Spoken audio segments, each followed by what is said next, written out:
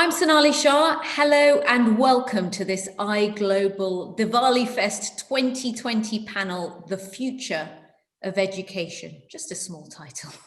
With homeschooling taking over households during lockdown and thousands of university students now stuck in halls, the battle for teachers to retain heart and minds just got harder than ever.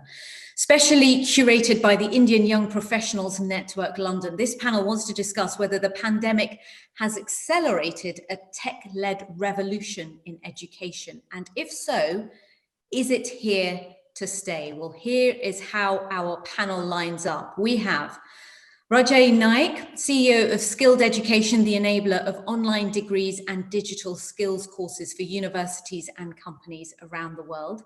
Andrew Powell, founder of the social impact business, the Route to Work Group. Joysy John is an EdTech advisor and innovator and former director of education at Nesta, an innovation foundation. And last up, we have Abhi, Arya, CEO of Sandbox, a millennial learning company. So welcome to you all. Thank you so much for your time. Happy Diwali. Happy Diwali. Happy Diwali. Did the pandemic, let's start with the question, did the pandemic accelerate something that was already happening in education? Who'd like to go first? Absolutely. You know, what this pandemic has done in the last 8 months, I think a lot of EdTech innovators have been trying to do for the last 20 years. You know, we've been talking about how education needs to change to meet the demands of the 21st century. And we know that education has been one industry that has really lagged behind. But with schools locked down, colleges and universities locked down, everyone has had to adapt to technology and learn remotely. But what that has meant is that on the one hand, you've got accelerated pace of adoption and personalized learning tools and huge amount of content. But on the other hand, we've seen some of the inequality that exists in society come to the fore. So inequality in access, in attainment gap, and just some of the challenges around the attainment gap that has widened as high as 75% in some areas. So yes, there's been lots of positives, but also some areas that we need to work on to improve things for everyone. I would both agree and respectfully disagree, just to try and fire us up right from the start with Joysy. I mean, I totally agree in the sense that, you know, COVID has been an extraordinary accelerant of what was already going on, right? I think if you think about globalization, if you think about the move towards EdTech, if you think about the move towards greater blended learning, if you think about the huge growing middle classes in Asia and Africa who are going to try and access higher level skills and education, all of this is just simply an accelerant of what was already going on in December 2019, right? All these things are already going on. This is only moving us ahead maybe 5 years sooner than we would have already got there. The second point is, I think because of the context of COVID and because of the pace at which the pandemic moved and because of how much of a surprise it was to many people pretty early on in the spring, the issue has been that we've kind of lost sight of the people during this. Everyone's become very obsessed with the technology, but really this is about the people, not the technology, right? Technology is a means to an end. It's a vehicle to serve the people. And so we've got to make sure that we look at this from a student-centered perspective, and secondly, from a practitioner perspective as well, because we're forgetting about the teachers and the academics and others who have been massively disrupted by the last few months and massively challenged. We've got to make sure the right sort of support and infrastructure is there for them. Final point I'd make in just kind of this opening session is that I think the other thing that has been pretty obvious is that the UK as a sector has been kind of slightly more challenged by this than other markets around the world. You know, over the last few months, we have been running and building the online degrees for some of the world's best universities. We've got one of the top 5 universities in the world that we've been doing that for, the LSE, a whole host of others. And what I think we've found is that, you know, the US has been doing this for a good 10, 15 years. You know, a few of us founded Europe's first MOOC platform back in 2012, and we did well, right? We had 11 million students in a few years, but, you know, we have still been behind some of these other sectors. And so we've got to kind of meet that challenge, meet the moment, meet this time in a far more kind of dynamic way. And I think actually, you know, both India and the UK have enormous opportunities over the next few years. The Indian government have really opened up the legislation around this, recognizing online learning for the first time. Britain, again, has had a really important jolt over the last few months. And so I think it's going to be fascinating to see what happens in the next few months and years. But we've got a lot more work to do to both focus on the people, and then secondly, to make sure that we're really delivering as a sector, and not just kind of having a short-term reaction. We've got to lead. Yeah, I think I'd like to add as well. I mean, I think what COVID has exposed is the underlying challenges associated to a very historically driven environment. You know, we are still expecting millennials who spend more time on technology, and young Gen Z people who spend more time on technology, to continue to follow historically driven educational methodology.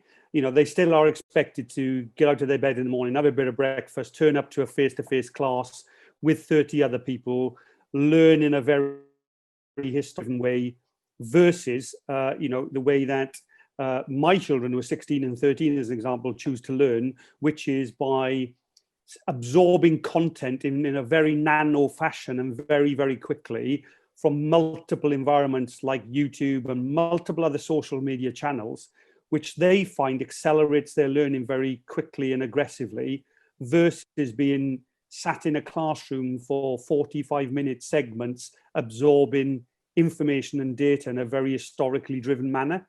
And I think what COVID has done is actually accelerated the understanding of governments and of educational institutions, in that they now need to think very, very differently about how we potentially address the education needs of the future.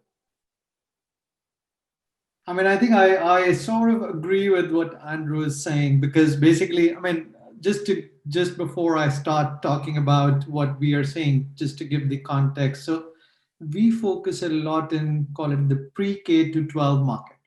To define that, it's like the kindergarten or even pre-kindergarten, so your nursery school, so kids who are 2 years old to basically grade 12, so pre-K to 12. And we provide both content and services to these. I mean, our business is based on acquiring companies, buying companies which are providing those services, and then deliver those to the millennial families. Because at the end of the day, the parents are the buyers, and you know, the kids are the consumers. And as the pandemic started, what we realized, or what we thought was, oh, great, everybody's home. Now we will sell a lot more subscriptions. And I'm thinking like a money man here, so please, you know, pardon me for that. But you think about commercialization. You think about, oh, I have so many solutions for kids, and I'm gonna sell them, and we'll make a lot more money. And this is the acceleration because I get more money to fund future growth. But what we realized overall was three things that happened. Because there was a rush to deliver content to everybody tried to make it free for a while, which means that the monetization of the content did not happen. Second part, what Andrew said, because the schools were making a choice to sort of, you know, limit what they were teaching, because they can't teach everything. So they were making a choice on the course and saying, okay, let's only focus on what is critical. What was happening was that users at home, or kids at home, whether they are 5-year-old or 15-year-old, the parents or themselves were looking at YouTube and free sources like Khan Academy and others for answers, right? But those sort of things were happening before as well. It's just that the babysitting service of school was not there. You know, because a lot of times you feel that school is a babysitting service. You send them and you forget about it, and 3 p.m. you pick them up, and, you know, life is good. And that is the part which was not happening. So what parents were trying to do to fill that gap when a kid who is 4-year-old screaming and shouting while they're trying to work is put a YouTube channel or search for something better. And during that time, we found that something better was available for free. But no new content was being created, and no new adoption by school was being done, because what we've seen is the gestation period of new content by school takes years. If you go to a school and say, take my content, they need time to look at it. They need time to basically, make it part of their curriculum. Nobody was rushing during the COVID time to say, oh, I need the content now, so let me just buy what's available. They were taking their time and nothing new was released. So if your kids go to school and they were using My Math as a platform, you wouldn't see a new platform. You would still see My Math. And that existed before COVID happened. So what we've seen overall in that, call it school market, per se, is that yes, parents have tried and attempted to say, how can I use the time that my kids have to get them something better? But at the end, when it comes to paying, they've just basically said free is good.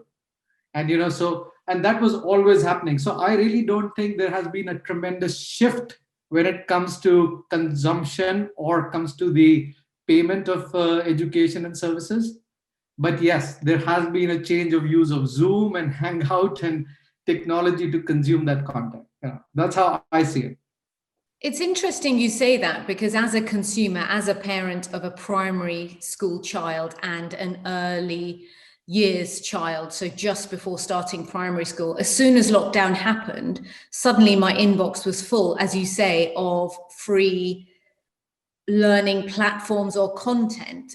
I honestly don't know how I was signed up to half of it, but there were WhatsApp groups that were full of sign up to this, because as everyone panicked in the first couple of weeks. And then to wade through what was actually useful and what was not, in a way, it was easier to just go, actually, I'm not even sure I can figure any of it out. The kids just want to play. The weather was good. And as you say, if you were lucky enough to go to a school that could sort of handle a little bit of online learning, you were kind of happy with that. And from a consumer's perspective, it was hard to see that there was already this shift towards online learning, because a lot of us as parents and a lot of schools, teachers, were caught out. Teaching is a very stressful job in the most part, and teachers are so busy teaching, they are not busy updating their technology savviness, are they? So where was the innovation coming? Because so many of us were caught out. You are all the converted. You need to reach to us. Oh, I completely agree. And in fact, what we saw, because as I said, we do buy out companies as required, we were getting flooded by companies who were running out of cash. We were flooded by companies who were saying, look, we are not surviving this pandemic, buy us out, But at the same time, when we look at the other aspect of it, which is the vocational part, right? When I say vocational, means in the evening, you may have kids going and taking music classes or playing. There was no alternative available for that. You still want the music class to happen and a piano teacher sitting next to your child, and that innovation that could have happened probably was limited to, okay, I'll ask my teacher to do a Zoom call with me, but I wouldn't call it a educational innovation. I would call it just a innovation on, okay, let's try Hangout or FaceTime audio or whatever to do a lesson. But you were not shifting to say, let me ask somebody in India to teach me piano or teach my kid piano. So those fundamental shifts of the balance of power, we did not see that. So what trend was developing already? What trend did it accelerate? It's accelerated a few, Sonali. So look, one is, people never really thought about, going online for education in quite the way that they have over the last 6 months, right? So as much as, the four of us can have been in this world for the last decade or more, we've written the books, we've built the businesses, we've trying to drive the partnerships. The reality was that was a small fraction of the population. The world, because of COVID, has experienced mass online education for the first time. That's a big step forward, that's a positive. I think also, hopefully, and this is yet to be seen, but people will have seen exceptional examples of online education done very, very well, right? Where you have really good use of personalization, where you have really good use of adaptive technologies, you can essentially have really personalized learning. You can see, where Sonali looked in the top left of the screen disproportionately, the most important content will go there in your next module, right? Where where Andrew was kind of, stuck on a particular issue and where all of us got that question wrong, you have far more feedback, far more kind of support built in those sorts of examples. The analytics are incredible, right? Whereas, in a classroom or a lecture theatre, you can't understand how people are receiving that content. With this, you can really dig into the data and find out what's going on. So I think the world has seen and benefited from that. But I think that there's a few areas that we really need to focus on now. One is that the world of education has got to shift, right? It's been sage on a stage, broadcasting rather than coach on the side, working with those individuals to fuel and nurture their personal aspirations and goals. And I think, frankly, we as parents also have an obligation and responsibility not to push our children through a kind of conventional conveyor belt that says, oh, you've got to go through these stages, right? The world of work has shifted. We're moving towards fluid networks rather than formal hierarchies. We're moving into an environment where digital skills are going to be hugely important. Soft skills are what employers are really looking for. And so how do we create a context in which, actually you can go and find whatever bit of learning it is you want, and that's okay. So ensuring we have that sort of change that comes out of this, potentially, I think is really important. The other bit I'd also say is, I think we've also seen, to Josy's point earlier, the huge amount of inequality we have in the education system, right? So whilst, some of what Abhi's talking about is totally anathema to me in the higher education system, where,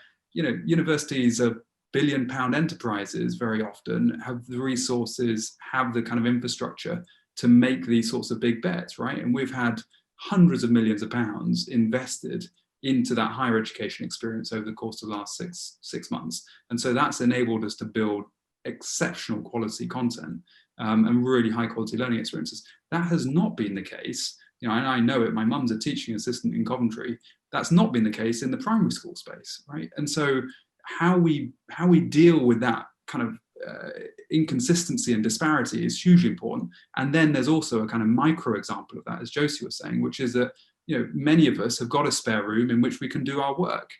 Many people actually have to still go into work, right? Many people have access to great quality technology, right? Which is, I suspect, what a lot of us are watching this on, but a lot of us don't. And so how we narrow those sorts of inequalities is going to only become more important, because it's not going to be like everyone now going to a school. There's going to be far more of a blend. And so how we make sure that people have access to a really high quality learning environment in terms of space, but also the tools in which to learn effectively, is also going to be one of the other things we have to grapple with over the next few months and years.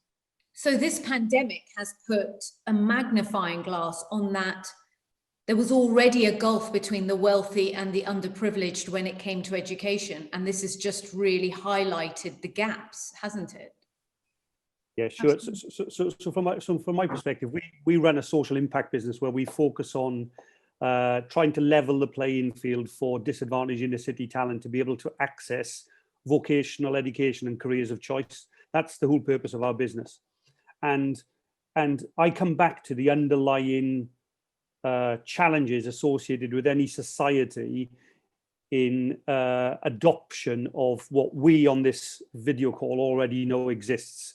We know there are amazing companies out there with brilliant content and amazing artificial intelligence driven ecosystems that can provide world-class learning experiences. And if you take the home working scenario as an example, what COVID has forced us to do is to recognize that actually we may not need offices in the future, but for some who are not as lucky as others to be living in one-bedroom flats in high-rise inner city environments, going to a place of work is a relief, is a break from what they are having to experience. And I see the schooling of the future, which has to be driven by government, being a much more flexible medium to learn across.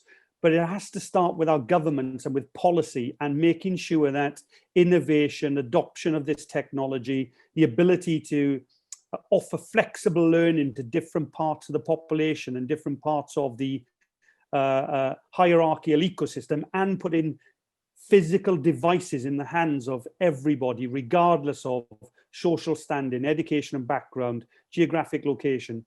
we have to start to educate government down as well as also understand there's a gap bottom up. So are we facing a lost generation as a result of these disruptions to learning that have taken place? Not disruptions to the people that had the extra laptops, the extra room, had the parents working from home, but for the children, for the youngsters that didn't. Yeah, I think the situation is really severe in the sense that with so many young people who don't have the access, and even if they have the access, the motivation to, get online and continue learning, because they don't have that structure that was there in a school environment. And a lot of the teachers, so we ran some surveys over the summer to try and understand what's been the impact. And 98% of teachers said that students have been anxious and uncertain about their future choices. And if you look at what's happening, with unemployment rising and lots of these kids being in environments where either their parents have lost their job or their jobs have been put on furlough, and these kids in some cases don't even have access to food or a safe space. So from that perspective, there's almost 20% of kids who are struggling. And there was a research published by various organizations, EEF, Subtrust, and others, who've mentioned that the disadvantage gap has widened. So for the last 10 years, there was already a gap between the well-off and those who are not so well-off. But now, that has just widened even more. So going forward, there has to be additional support. It's not enough to just get kids to improve their attainment results. I think employability skills and some of the things that Rajay was talking about in terms of, the so-called soft skills or social skills, emotional resilience, the ability to create or think critically, those skills that employers are demanding are going to become increasingly more important. So how, in a world that is mainly learning is happening online and you don't have that interaction with your peers or with your teachers, how are you going to help young people build these skills? So that's from a skills perspective, but also from an employment perspective that I spoke about earlier. So those are some things that, as we reimagine education, as we think about, we've seen what the pandemic has done and what young people are going through. But as we look forward, what does education need to look like? And I think that three things come to mind. First of all, the way education has been, just one person trying to transmit knowledge to young people, that has to change. It has to be much more about how do you help people solve real life problems? How do you make it more relevant? The second thing is around making sure that learning is happening not just in the school environment, but also within school, within the classroom, within the community, and helping young people be change makers. And the third thing is around a whole new blueprint for looking at learning right from cradle to grave. So, we have this notion of education happening at certain times in our life, but we know that with the changes happening in the economy and in the world around us, you need that lifelong learning and that ability to help people throughout their journey. I think one of the issues surely has been, and Rajay, you talked about the divide between what worked or didn't work for primary versus what worked and hasn't been working for university students at both ends of that spectrum. But with both of those age groups and probably everything in between, the social side of it has been the outstanding issue. So aside from the divide between who has access to technology or not, with youngsters, actually, it was about the childcare and the socialization rather than learning the phonics. And at the moment, so many parents of university students just keep thinking, gosh, when I went to university, I wasn't locked up in my halls. I had a social life, and that's what university is about. In a way, no one's really worried about the learning. Yeah. Really, what they're worried about is the mental health and the socialization Isn't that right? Or is that too simplistic? Arguably that's correct, right? So, you can still transmit content, but actually the personal development side is something that might well suffer if people are sitting in one room all day or, at home. So I totally buy that, right? And I buy that from, truly cradle to grave, as Joysy was saying, right? Our daughter was born on the 3rd of April this year, and, she's now 7 months, and she's not been in a room of more than 10 people. Now, look, all of us know what Diwali's like, and all of us know what Christmas is like, and all of us know what the fun and games of those sorts of big social gatherings are like. We feel really sad, right? That our daughter hasn't yet experienced that. And what does that have on long-term development, right? And we'll all have examples from our own kids and other examples. And so there is absolutely that social aspect that, frankly, we don't yet know what the long-term ramifications of COVID are. And we've got to make sure we think about those ahead of time. The bit where I slightly disagree, and where I think, we've got to see the other part of this, and frankly, the positives of all of this, are that actually you can have the most incredibly immersive experiences online that you can't have sometimes in the face-to-face domain, right? I mean, there's a risk sometimes that we think too much about the hyperbole of online education, how incredible it is. I totally get that it's mixed, but we've got to make sure we leverage the strengths of it, right? I had a program that we launched for a particular university, and the students might not ever have met, right? They studied 100% online, but every week they got together in what's called a synchronous session. They all met at the same time, rather like we're doing right now.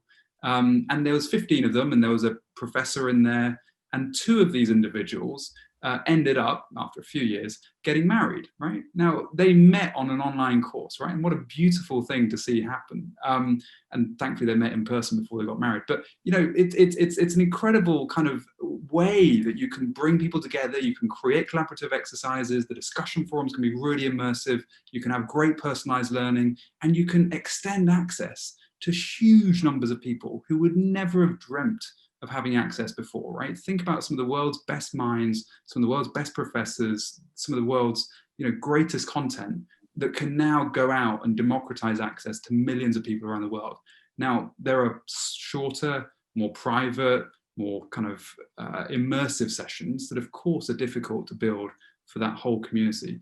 But there are some really great strengths that we can leverage here because of the fact that our kids can now have access to these great minds. We have to make sure that we mitigate the risks of access and the risk that that might only increase that social divide.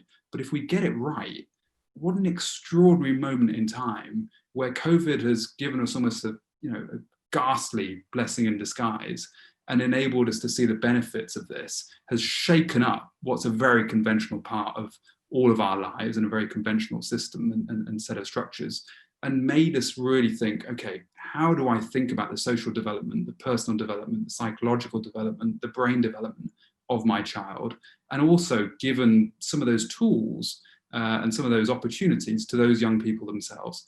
I think this can be a force for very, very great good, as long as we get some of those questions right. Well, it certainly has opened up new conversations about the future of schooling, and perhaps, as was mentioned earlier, this has been a sector that has a reputation of being a little bit resistant to change. So this has forced that issue a little bit ahead of where everyone was necessarily ready. So could this pandemic change education for the better? I mean, I still look at it slightly differently. So firstly, I mean, just to like, go back to the question about the lost generation. I think, I mean, the way we've surveyed people and we've understood from them in the primary school sector, etc., or even the, for them, they say that life is 70 years as an average, or 1 year is not going to determine a loss, in the sense it's too small a period to say, oh, we've lost a generation, right? I mean, if this was 10-year war, yes, I get that point, right? But it's too small a period. In terms of the access, as I said earlier, like schools are babysitting service. And in fact, the way we look at it is they have clearly showed that the people with less access to either technology or enough money to buy the technology, schools are critical. In fact, I mean, it has clearly signified the importance of that, as I call it, babysitting service, because people want their kids to go to school so that they can like get 7 hours or 8 hours of work at home, without kids around or shouting, screaming, and you can do what you need to do. In terms of the question that you're asking, Sonali, about adoption, I still feel that teachers have done an incredible job in this country, in America, and everywhere to look at the course with a very fine lens, and determine which one works for their students. And as a collective, what we've seen is that there would be probably, let's say, 10 businesses out of 2,000 education startups who would emerge as the ones who get adopted in these schools. But those 10 have done an amazing job at creating the content, things that Raj was saying. They have invested a lot in personalization. They have invested a lot in looking at data. They have invested a lot in Not everybody has. A lot of these startups take shortcuts, or a lot of them only focus on one aspect of it. Whereas the ones who do really focus on good content, good technology, good data, good delivery are always going to be the winners. So I also feel that the entrepreneurs need to take this new environment into the effect, and not only this environment, but the changing paradigm, and say, what do we really need to create? To the point of Joy, like I still feel, how do you define the learning, like lifelong learning? If a user in Africa doesn't know how to post a letter, teaching him post a letter, will that be education? Could that be delivered on a phone by sending a SMS saying, how do I post a letter? And you get a reply. Is that learning? Yes. You could define that as learning because he or she learned something new. So learning as a definition has different connotation and different perspective at every age and stage. When you're in school, you're learning to get to a good uni. When you're at uni, you're learning to get to a good job. When you're at job, you're learning to get promoted, and so on. That's the typical aspect of learning we see. And yes, entrepreneurs can participate in each and every one of them. And then you have foundations, and you have charities, and you have companies supported by big foundations like Khan Academy, supported by Bill and Melinda Gates Foundation, who can give access to the part of society which does not have access. So all those have been happening. All I'm saying is there is no new innovation that has happened. The only thing which has happened is that, yes, while we were locked down in a room, we have started to think a bit more about what do we do with these kids while they are home and troubling us. And we have started to go online and started to find a solution where we could. But those who can't, what have they done? They couldn't do anything. Right? They were still stuck in the house without an internet, or with internet, but with a single machine shared with three people. They couldn't innovate. So I think removing that access, making available cheaper devices, giving internet free to every household, or making internet part of the water, electricity, energy kind of the fourth element of that you need. Every house needs to have water, every house needs to have electricity, gas, and then maybe internet. And if government needs to make sure that every house is connected, right? Those sort of things will happen irrespectively, because and there are big initiatives the UK government is taking, and the US government is taking, and startups are coming and supporting that. So those are things which will help. But I think a lot of startups are focusing on creating a lot of good content, technology, and so on. And innovation is already happening, and teachers are supporting it, right? So I feel that it's less about what will change in education. It's more about, can we change the access? Can we change the availability of devices to a section of society which does not have access to it? That's how I see it. Shall we focus on the positives that Rajay spoke about in the last few minutes of this discussion? Is there an opportunity there in a way? Exams, for example, were replaced by teacher assessments. Is that a better way? Should that continue? Is that more relevant to real life than exams? Technology's provided greater flexibility. Although it's stressed out a lot of staff, some staff have said, well, it's improved their work-life balance. So, and there are cost savings too, I'm assuming, if you are not using buildings. So is there an opportunity here? We're not really going to go backwards, are we?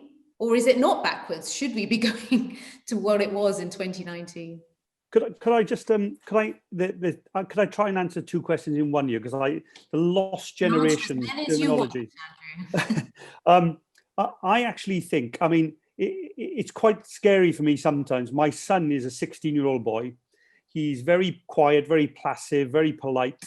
He gets onto his PC and plays online Call of Duty or something, and suddenly he turns into this manic leader on a battlefield who's shouting commands to people all over the world, right? So I actually think that one of the positives coming out of this is actually people who are generally quite timid and a little less forthcoming in a face-to-face environment actually can reinvent themselves in an online environment. They actually find their voices in digital forums because they feel less judged potentially and have less history with the people physically around them. So I think that's a huge positive, because when we look at how we run our communities online around vocational learning, everybody has a voice, you know, and everybody wants to contribute. And whether that be a verbal contribution or a chat-based contribution, I think this is a huge opportunity for the generation coming through who have grown up online to actually have a much wider voice in an environment than maybe they feel they can have in a physical classroom. Now, that doesn't replace the social skills that they glean when they're in the physical classroom. So I do think there's a real blended approach to the future of education that will emerge, that's for sure. I think the second thing is it's forcing governments now to really look at policy, at curriculum, and at historically driven, previously unchallenged ways of doing things. And I do agree with some of my esteemed colleagues on this panel that we are now starting to see a shift in mindset. That mindset for me needs to shift even more aggressively, because if we can put internet as the fourth utility into every single household, if we can put a cheap mobile device in the hands of every single young child in every single disadvantaged inner city tenement, with access to the amazing curriculum and systems and ecosystems that Rajay has talked about, I think we will actually change the world for the better. So I am absolutely optimistic about what COVID has forced us to do, with things that were already being done, but not on a scalable basis because of the divide that Joysy has talked about. So I'm very excited about the future of education. Some final thoughts from Joysy and Rajay would be great as well. Are you optimistic? You have to be, don't you? You're innovators. Yes, I am optimistic. I think this is a great opportunity to reinvent and reimagine what education would look like in the future. And I believe that every crisis can be used as a new opportunity, right? So I think people are firstly more aware of the role technology can play and the benefits it can bring. So some of the things around cost savings, flexibility, the efficiency of learning. I think the second thing is around finding alternative ways of doing things. So for example, with exams being cancelled, you know, there's a question of, do we need GCSE? Could we use technology to help learners with more formative assessment to really move away from the high stakes exams and look at how do you help them build their skills and their strengths? And finally, I think it's around building those holistic skills, not just focusing on the academic results, but also on the social skills, the emotional resilience, and the employability skills that will be needed to navigate the future of work. Yeah, I think, Sonali, is a brilliant question to ask. And I think, look, there's no going back, right? And I think COVID is something that will yield long-term changes for two big reasons.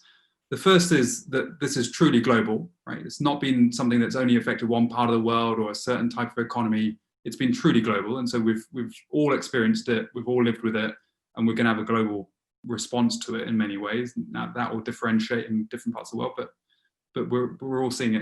And the second is the time, right? I think if this went on for 3 months or even 6 months, there could have been a possibility that, we kind of revert back to type. The reality is this is with us for a year or more, and that means that, we're going to have to get used to the fact that this is going to shift a whole load of the ways we operate. And frankly, in some cases, that's for the good. In some cases, that's for ill. In relation to education specifically, there is a risk sometimes when we regard education as this homogenous thing, right? It's this, everything's the same, it's all generic. And even in this conversation, right, we've done it, right? We've kind of said, this is what education looks like and this is where it should go. The reality is education is an ecosystem. Education is an orchestra. What you need is every different part of that orchestra playing its individual role, and that creates a beautiful whole, right? And so I think we've got to make sure we recognize education as being that, that orchestra, that ecosystem that has to play in different ways. And we also therefore have to encourage our young people, and as well as our older people who've got to upskill and reskill and think differently about what education means. That means all of us as well. We've got to think in new ways about how we're going to be relevant, right? Because there is a risk about where automation takes our roles and takes our jobs. But if you think about education in the main, it basically comes down to three things, right? There's content that you're trying to learn. The second bit is the application of that content. How do I understand this? How do I navigate it? How do I apply it?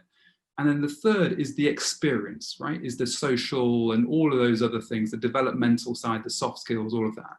Now, if you think about that continuum, the content is something that we can bring online in huge ways, right? That is something where if you've got the best person on the planet to deliver that content, why on earth do we do that in every single school, in every single university over and over again? It's inefficient, it's ineffective, and you're not making the most of those great minds or the great technology. That is going to move online, right? And increasingly, Abhi, that is going to move towards free, right? Because, why on earth am I paying for it if I can get it for free, right? So the content is going to become increasingly free to access. The second bit, in terms of the application of it, that is where, that is going to be differentiated, right? And I think the role of that coach on the side to support that person, to allow that person to understand, to have that one-to-one conversation, that becomes way more important. And so that, I think, is going to be a blend. And then the final bit, in terms of that experiential piece, now again, parts of that you can do online, but parts of it you can't. And so, we're not going to have this wholesale shift to 100% online, but we absolutely have an obligation to think about how digital technology can really enhance the experience. And I would encourage kids to, just get stuck in online, right? Because parents, frankly, aren't used to that world and will have their own kind of psychological barriers when it comes to this sort of stuff. Kids should go and explore that content, go and immerse in that content, go and revel in that content and enrich and fuel their minds. And I think if we can do that, we'll deal with some of the social inequalities, we'll deal with some of the other challenges that we've got in terms of automation, and hopefully we'll learn how to better deal with these sorts of pandemics in the future with a generation that's far better equipped than we've been. Yeah, sorry. No, go ahead, Abhi. All I was saying, echoing what Raj said, the way we look at it is, I think from a positive perspective, two things. One, parents are starting to talk a lot more about education, getting a lot more engaged, which is a very positive sign. From our perspective, they're searching online, they're looking for courses, they're looking for solution, and that's a start as well. And the second thing, as Raj said, the innovation and our investment also is going a lot in that area, is, as I define it, as mass personalization to the audience of one, which means how can I personalize my course to you, because I need to, for that, understand your learning style, whether you learn by listening, whether you learn by writing, whether you learn by doing, and accordingly need to adapt the course. And secondly, can I give you and your parents and your teacher the data at the same time so that they can do the best for you? And so it's going to be that big, massive investment will go in those areas, which will help us improve. So those are the two big benefits I see. Parent engagement was low, and that's going to be very high now. I want to thank you all so much for giving your time and for educating us, truly educating us, I think. I think a few of us have probably been schooled well and truly in this field. When I was thinking about this discussion this week, I read a stat, I think it was from a World Economic Forum report, that said that more than half, I think about 65% of primary school children will be working in job types that don't exist yet. And I wonder if that's one of the big reasons why this is such a tough conversation and why change is tough for people. It's because they are scared of what they don't know. But you four have certainly educated us. So thank you so much to our esteemed panel, Rajay, Naik, Andrew Powell, Joysy, John, and Abhi, Arya. And happy Diwali. Thank you. Happy Diwali as well. Thank you very much.